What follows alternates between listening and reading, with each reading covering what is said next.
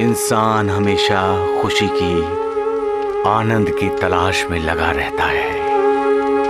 वो खुद भी खुश रहना चाहता है और साथ ही अपनों को भी खुशियों से माला माल करना चाहता है।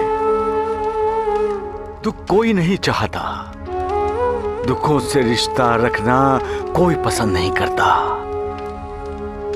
हर कोई आनंद से रिश्ता रखना चाहता है। आनंद से रिश्ता जोड़ने का मतलब है ईश्वर से, भगवान से, मालिक से रिश्ता जोड़ना, क्योंकि मालिक का स्वरूप ही चिदानंदमयी है और हम उस सच्चिदानंद के ही तो रिश्तेदार हैं। उस सच्चिदानंद का ही अंश जिसे हम आत्मा कहते हैं, वो हमारे शरीर में निवास करता है और हमें चैतन्यमयी बनाता है। हम सभी आनंद को चाहते हैं, आनंद की तलाश में रहते हैं, क्योंकि हमारा स्वरूप आनंद है। हम कभी भी मृत्यु नहीं चाहते, क्योंकि हम उस अनंत के रिश्तेदार हैं। इसलिए हमारा स्वरूप अमृत है, जिसने अपने तेज से संपूर्ण दुनिया रोशनी से भर डाली है। उस तेज से, उस मालिक से हम ताल्लुक रखते हैं। इसलिए हम अंधेरे से रिश्ता जोड़ना नहीं चाहते, क्योंकि हमारा स्वरूप प्रकाश है। फिर भी हम चिंताग्रस्त होते हैं। क्यों? चिंता का दूसरा नाम है प्रश्न, सवाल, पहेली। इंसान की जिंदगी इंसान के सामने कई सवाल खड़े करती है, जिसका जवाब इंसान को खुद पाना होता है। जिंदगी से उठे हुए सवालों के जवाब जब इंसान पाता है, तब उसे साक्षात्कार होता है कि उसकी जिंदगी ने प्रगति की तरफ, उन्नति की ओर एक नया कदम बढ़ाया है। इस बाबा की बातें समझ में नहीं आ रही। मैं ये समझाने आया हूं माँ जी कि रिश्तेदार टूटते हैं, रिश्ता कभी नहीं टूटता।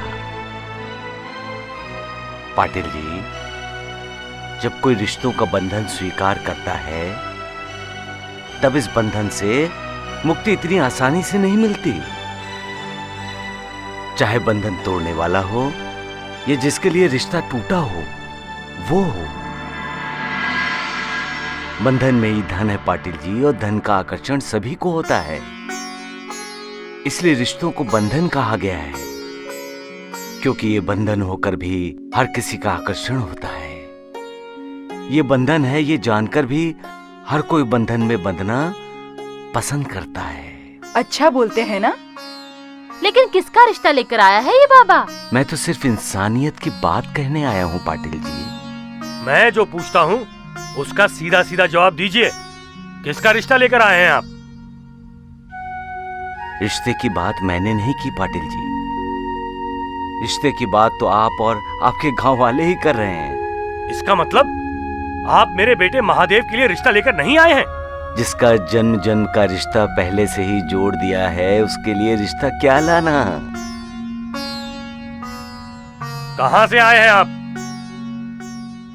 पुष्पा बेटी के गांव से, उसके मायके से, राहता से।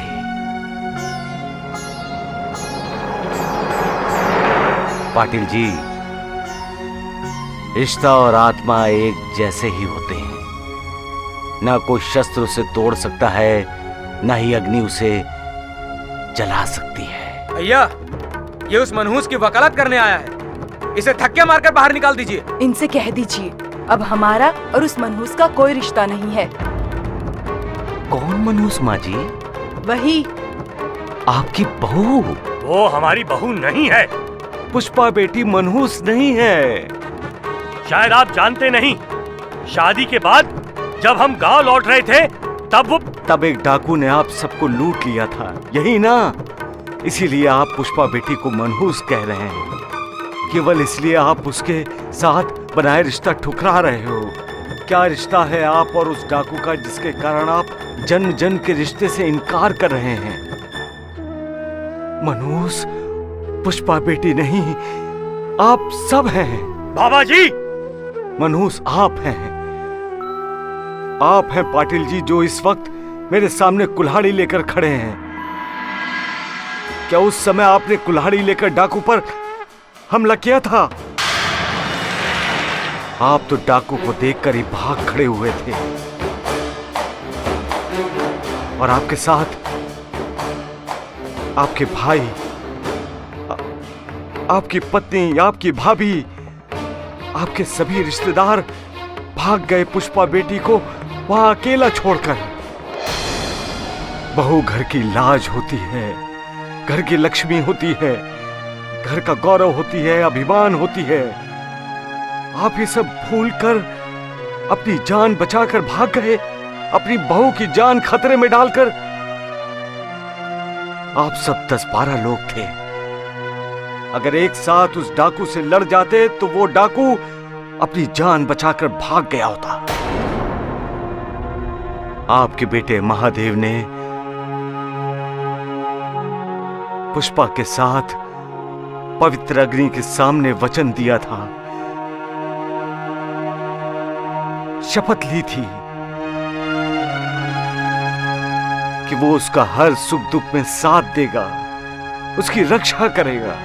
पुष्पा के साथ ऐसा रहेगा जैसे 2 शरीर 1 प्राण। सारे वचन, सारी शपथें भूलकर ये पति अपनी पत्नी को अकेला छोड़कर अपने प्राण बचाने के लिए भाग गया। इंसान श्रद्धा पर जीता है और अंधश्रद्ध होकर अपनी जिंदगी की खुशियों को खुद आग लगा बैठता है। आप सभी ने पुष्पा बिटिया को मनहूस कहा, लेकिन जो डाकू डाका डालने आया था उसने आप सबको लूट लिया। और लेकिन आप सभी ने ये क्यों नहीं सोचा कि पुष्पा बेटी आप सभी के लिए शुभ साबित हुई है? शुभ? कैसे? किस नजरिए से? आज इस घर के सभी लोग सुरक्षित हैं माँ जी, इस नजरिए से। आज इस घर का कोई भी सदस्य डाकू के हाथ नहीं मारा गया और ना ही इस घर में मातम हुआ, इस नजरिए से पाटिल जी। ऐसे इस बार तू अपनी दुल्हन के भाग्य से बच गया। अब अगर बचना चाहता है तो जो कुछ भी तेरी जेब में है सब निकालकर यहां रख दे। आप सबको तो उसका कृतज्ञ होना चाहिए, लेकिन आप तो कृतज्ञ हो गए और उसे अपमानित करके वहीं से मायके भेज दिया। ये न्याय है या अन्याय? दोषी आप हैं और आप ही न्यायाधीश बनकर पुष्पा बेटी को सजा दे रहे हैं, सजा सुना रहे हैं।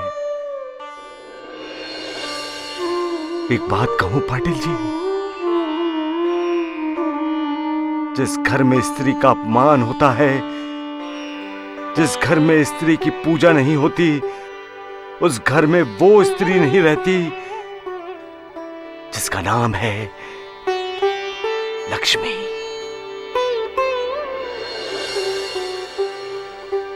जब आप घर की लक्ष्मी का अपमान करते हैं तो समझ लीजिए कि आपने लक्ष्मी का अपमान किया। तो ऐसे घर में लक्ष्मी कैसे निवास करेगी?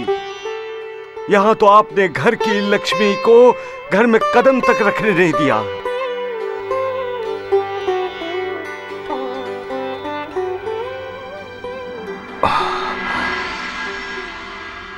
मेरे मुंह से कोई उल्टा सीधा शब्द निकला हो तो मुझे माफ कर दीजिए पाटिल जी।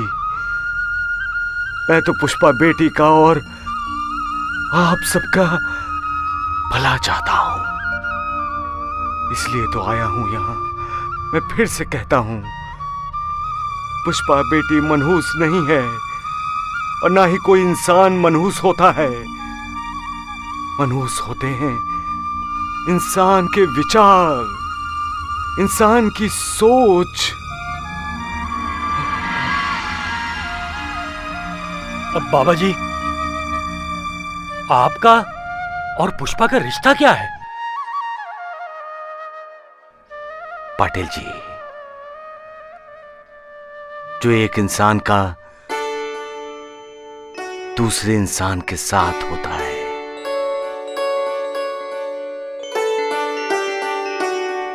इंसानियत का रिश्ता, सबका मालिक एक।